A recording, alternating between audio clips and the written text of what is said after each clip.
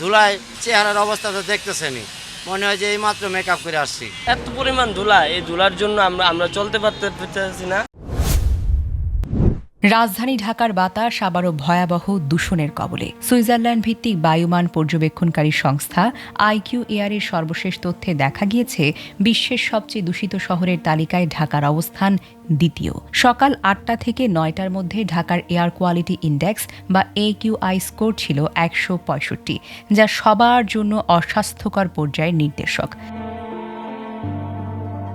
রাজধানীর বিভিন্ন এলাকার মধ্যে সবচেয়ে বেশি দূষণ রেকর্ড করা হয়েছে বাংলাদেশের উন্নয়ন গবেষণা প্রতিষ্ঠান BIDS এলাকায়, যেখানে AQI স্কোর ১৮১। এছাড়া বারিধারা, উত্তর বাড্ডা, পুরান ঢাকার বেচারাম দেউরি, গোডান, দক্ষিণ পল্লবী, ধানমন্ডি, গুলশান ২ এবং আশেপাশের এলাকাতেও বায়ুমান অস্বাস্থ্যকর অবস্থায় রয়েছে। বিশেষজ্ঞরা বলছেন, ঢাকার দূষণের প্রধান কারণ PM2.5 নামে পরিচিত অতি ক্ষুদ্র ধূলিকণা। এই কণাগুলো সহজেই ফুসফুসের গভীরে প্রবেশ করে রক্তে মিশে যায়, ফলে হাঁপানি, ব্রঙ্কাইটিস, হৃদরোগ সহ নানা রকমের জটিল স্বাস্থ্য ঝুঁকি তৈরি হতে পারে। যানবাহনের ধোঁয়া, শিল্প কারখানার নির্গমন, নির্মাণ কাজের ধুলো এবং ইটভাটার ধোঁয়াই দূষণের বড় উৎস। আইকিউ এয়ারের তালিকায় ঢাকার উপরে রয়েছে ইন্দোনেশিয়ার জাকার্তা।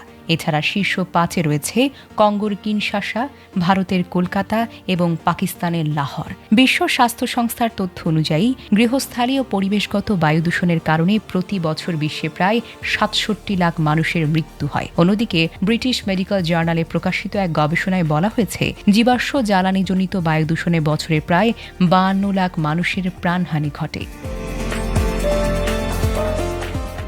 পরিস্থিতি বিবেচনায় পরিবেশ, বন ও জলবায়ু পরিবর্তন মন্ত্রণালয় সবাইকে বাহিরে বের হলে মাস্ক ব্যবহারের পরামর্শ দিয়েছে।